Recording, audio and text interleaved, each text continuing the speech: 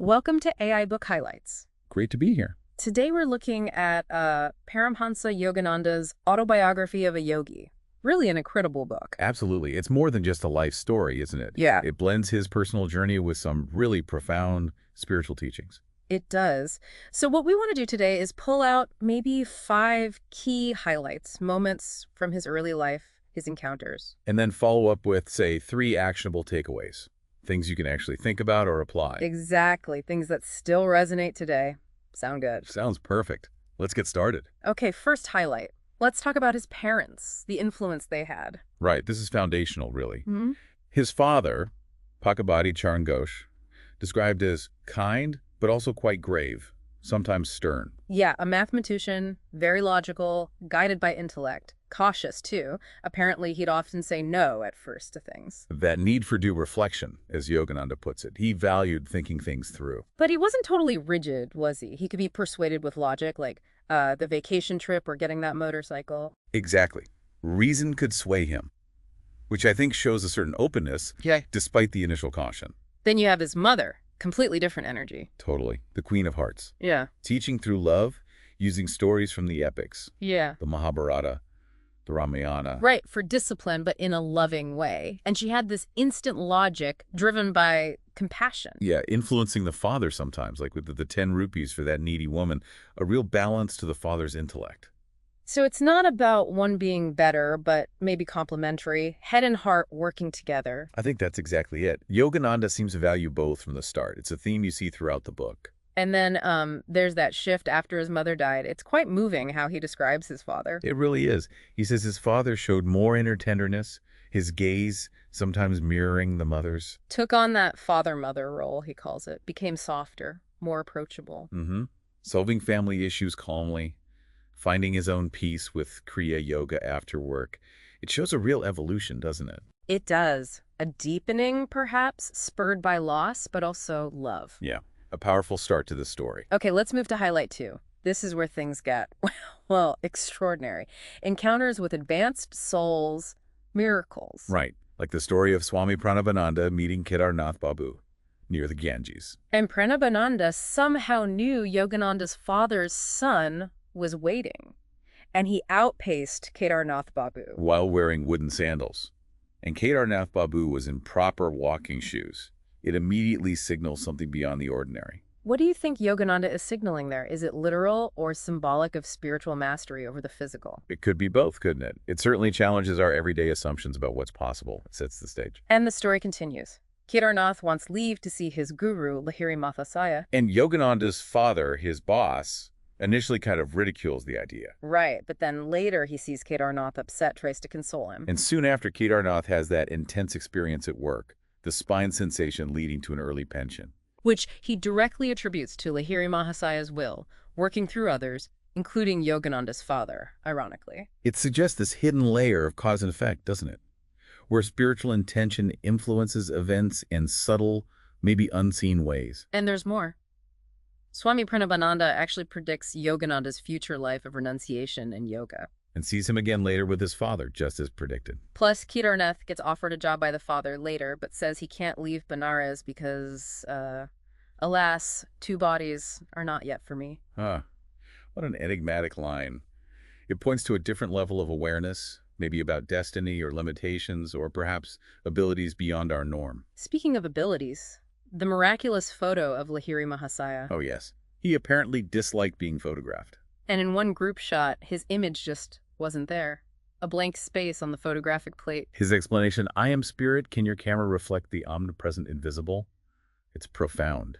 It really challenges the idea that our physical tools can capture everything, doesn't it? Especially spiritual essence. Absolutely. But then, out of compassion for the photographer, he agrees to pose for one picture. Just one. And Yogananda describes that photo as having these universal features, an enigmatic smile, reflecting his deep state of God communion. So even though he said spirit is invisible, something was captured. Perhaps his compassion allowed it.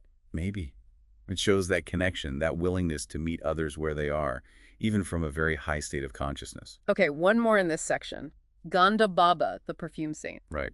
Plump, bearded, gleaming eyes. And his abilities, giving flower scents to things that have none, reviving wilted blossoms. Making a person's skin exude fragrance. Even materializing tangerines wrapped in bread. How are we meant to understand these things? Are they literal miracles, demonstrations of mastery over matter? Yogananda presents them as demonstrations of potential. Ganda Baba himself offered an explanation involving lifetrons and controlling vibrations of electrons and protons. So sort of a spiritual science, blending mysticism with quasi-scientific language. It seems like an attempt to bridge that gap, yeah. To suggest the material world is perhaps more malleable through consciousness than we usually think.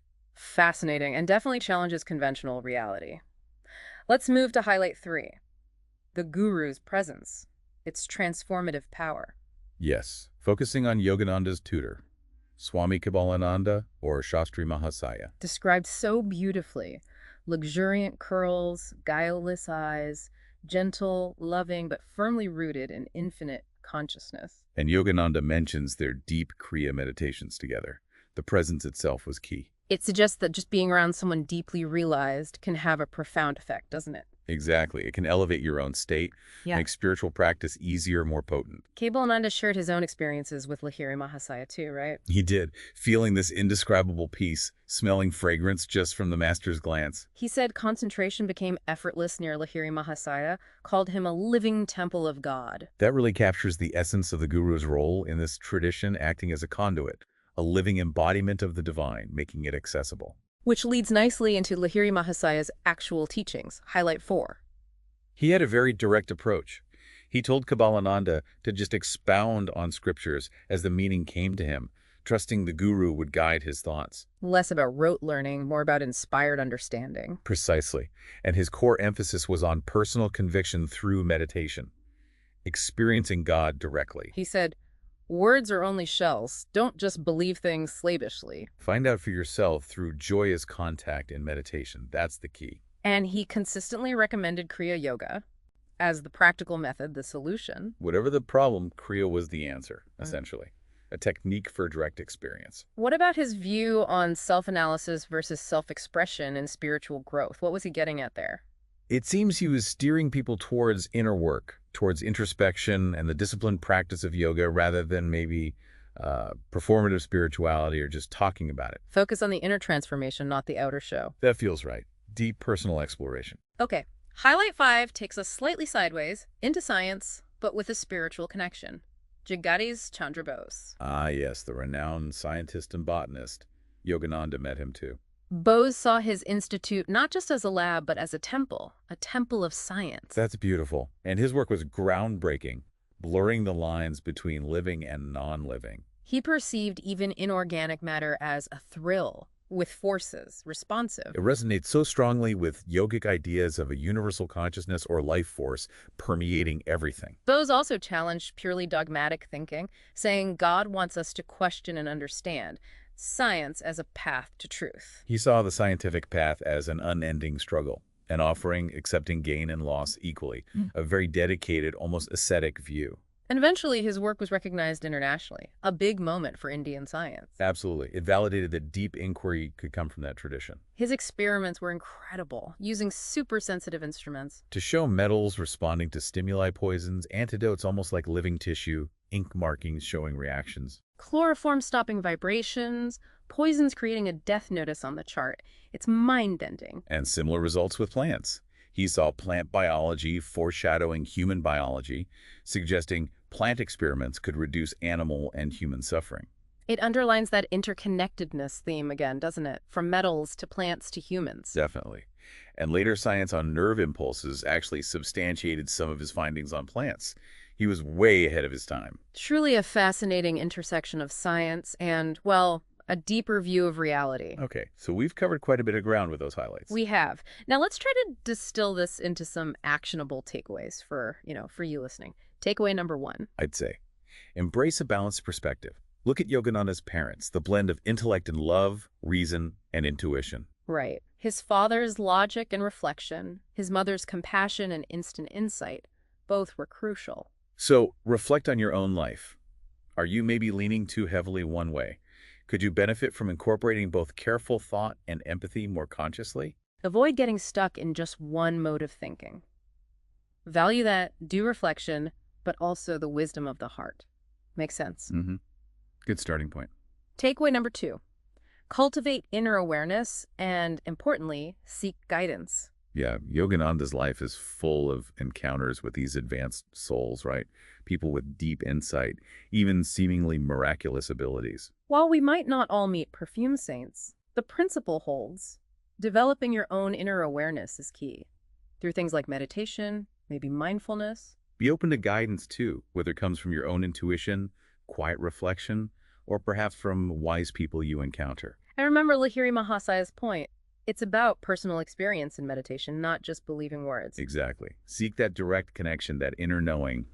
Pay attention. Okay, and the final actionable takeaway, number 3. Recognize the interconnectedness of all things. This comes through so strongly, especially with Bose's work. The idea that even metals and plants are responsive, that there's a life force connecting everything. So consider how this applies in your world. How do your actions, your intentions, ripple outwards? It's not just about human relationships, but our relationship with nature, with the environment, maybe even with objects in a sense. Realizing that interconnectedness can foster a greater sense of responsibility, compassion, and more mindful living. It changes how you interact with everything. Powerful stuff. So a balanced perspective, inner awareness and guidance, and recognizing interconnectedness. Seems like a good distillation of some core themes, yeah. These highlights, honestly, they just scratch the surface of Autobiography of a Yogi. It's such a rich, layered book. It really is. His whole journey is captivating, full of stories and wisdom that genuinely continue to inspire people worldwide. So if anything we've discussed today has piqued your interest, if you want to dive deeper into Yogananda's amazing life and teachings... We definitely encourage you to get the book. It's an experience in itself. Absolutely. We'll put a link in the description below for you. Thanks so much for joining us today on AI Book Highlights. Yes, thank you for listening.